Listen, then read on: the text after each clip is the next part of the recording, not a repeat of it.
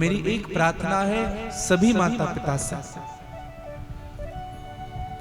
कभी कभी कहने की आदत होती है ना, बेटी तू पराये घर की है, कभी मत कहना बेटी तू पराये घर की है, इस शब्द का उपयोग कभी करना ही मत। हम यहाँ कहते हैं कि तू पराये घर की है, और वही बेटी जब ससुराल जाती है तो उनको कहा जाता है तू पराये घर से आई हुई है। फिर विचार करना उस बेटी का घर कहाँ है, हमने पहले ही पराया घर बना दिया, फिर वहां जाकर के बात सुनती है पराये घर से आई हुई है। कभी मत कहना मेरे भाई बहन, सदैव कहना बेटी तू जा रही है, याद रखना ये भी तुम्हारा घर है, आते रहना। जीवन भर पिता आपके साथ खड़ा है, हर परिस्थिति में माता पिता तुम्हारे साथ है बेटी।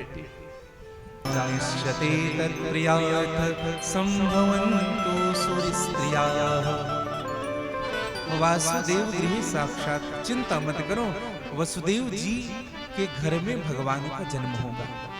वसुदेव गृह, देवताओं ने कहा महाराज आप कह रहे हो कि वसुदेव के घर में भगवान का जन्म होगा, लेकिन वसुदेव जी तो कंस के कारागार में है, फिर जन्म कैसे होगा? तो यहाँ पे एक स्पष्ट किया गया, बोले वसुदेव गृह का आशय क्या? गृह, गृह का मतलब होता है स्त्री से।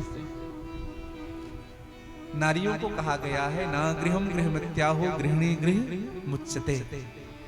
देखो भैया घर को घर नहीं कहते, आपका घर घर कब कहलाता है पता है? कब कंप्लीट होता है आपका घर? अगर आपके घर की नारी सुशील है तभी आपका घर घर कहलाएगा। एक बात बताओ मैं आपको, तीज के समय आपने अनुभव किया होगा, तीज के समय हमारी माताएं मैके जाती हैं, बहनें मैके जाती हैं। उस समय कैसा लगता है? सच बताना, कई लोग तो खूब खुश हो रहे हैं।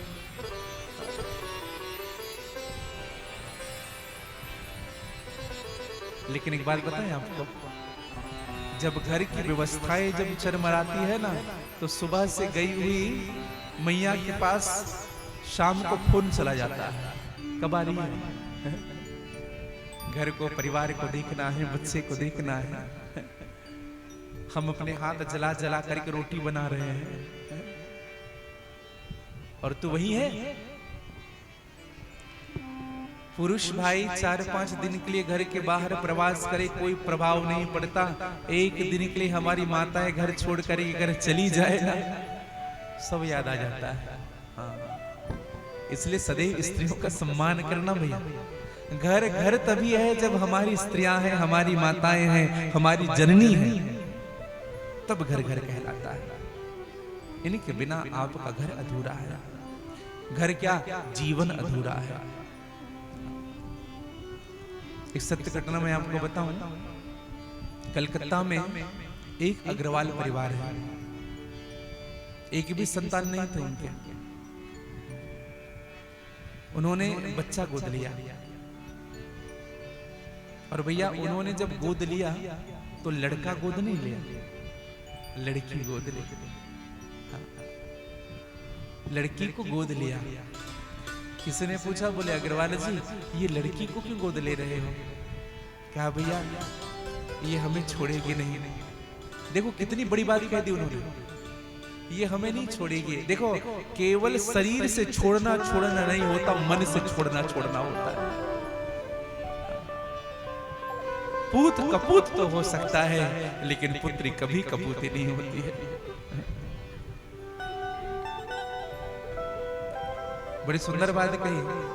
एक संत कहा करते हैं, बोए जाते हैं बेटे उग जाती है बेटियां,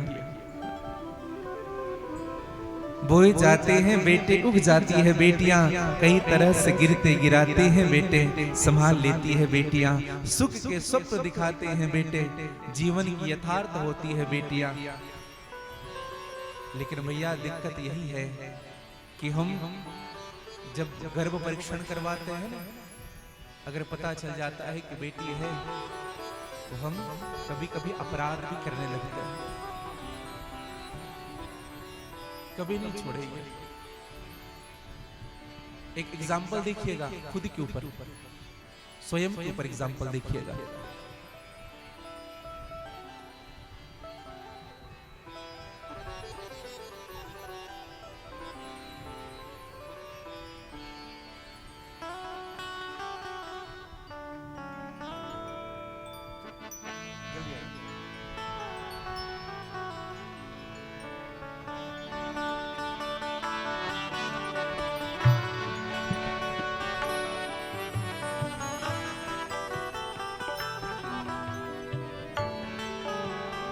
निवेदन आप सबसे कर रहा था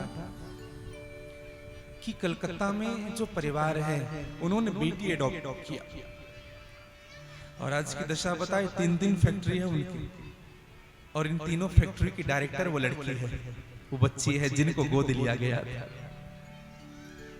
नहीं तो एक एग्जाम्पल देखिएगा, आप में सभी पुरुष भाई मेरे ध्यान देंगे, घर में पिताजी हैं, पिताजी अगर आपको कुछ बात बोलेंगे, एक एग्जांपल देख लीजिए, आपको अगर जल लाने के लिए बोलेंगे बेटा पानी पिलाओ, तो जब तक माँ रहेगी ना तो हम माँ की ओर देखेंगे। पिताजी ने पानी मंगा हमसे, लेकिन हम देखेंगे माँ की ओर। अगर माँ नहीं है, पत्नी है, तो हमसे जल मंगा जाएगा और हम देखेंगे पत्नी की ओर,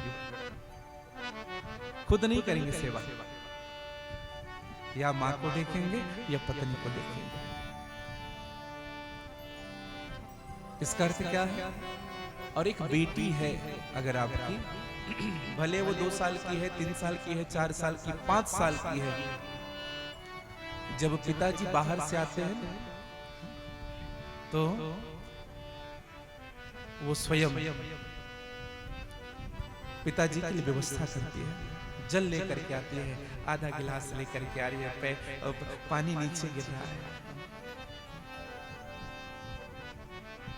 उस दिन हम कथा में आ रहे थे तो हमारी 2 बिटिया हैं, एक 4.5 साल की है, एक 2.25 साल की है। तो जो 2.25 साल की ना वो हमारे जूते को लेकर के आए। बताओ कैसा है, कैसा प्रेम है। मैं तो सदैव कहता हूं, बेटियों से जो सुख मिलता है ना जीवन में, उस सुख के लिए स्वर्ग भी के सुख भी कम पड़ जाएंगे। स्वर्ग का सुख भी तुच्छ लगने लगेगा आपके साथ सदैव। इसलिए सदैव बेटियों का सम्मान करना। और मेरी एक प्रार्थना है सभी माता पिता से, कभी कभी कहने की आदत होती है ना, बेटी तू पराये घर की है, कभी मत कहना बेटी तू पराये घर की है। इस शब्द का उपयोग कभी करना ही मत। हम यहाँ कहते हैं कि तू पराये घर की है, और वही बेटी जब ससुराल जाती है तो उनको कहा जाता है तू पराये घर से आई हुई है। फिर विचार करना उस बेटी का घर कहाँ है? हमने पहले ही पराया घर बना दिया, फिर वहां जाकर के बात सुनती है पराये घर से आई हुई है। कभी मत कहना मेरे भाई बहन, सदैव कहना बेटी तू जा रही है, याद रखना ये भी तुम्हारा घर है, आते रहना।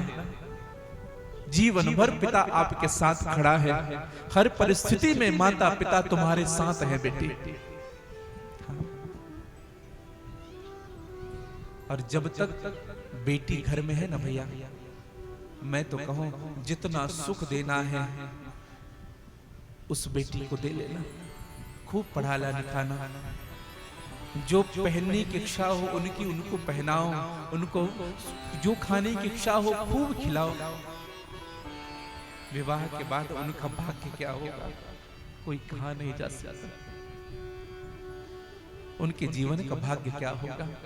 जितना हो सके प्रेम दो। जो फैसिलिटी अपने बच्चे के लिए दे रहे हो ना, वो फैसिलिटी अपने बेटी को भी दो। और मैं तो कहूं अपने बच्चे से बढ़ करके देने की कोशिश करना, क्योंकि उनके भाग्य कहां पहुंचा दे कोई कहा नहीं जा सकता। इसलिए सदैव ध्यान रखिएगा इस बात का। इसलिए गृहिणी शब्द उपयोग किया गया स्त्रियों के लिए। ना गृहम गृहमत्याहु गृहिणी गृहमुच्यते। और आज ब्रह्मा जी ने वचन दिया, कहा कि गृहिणी के रूप में है देव के, और इसी सुशील गृहिणी के यहाँ मेरे नारायण भी आते हैं।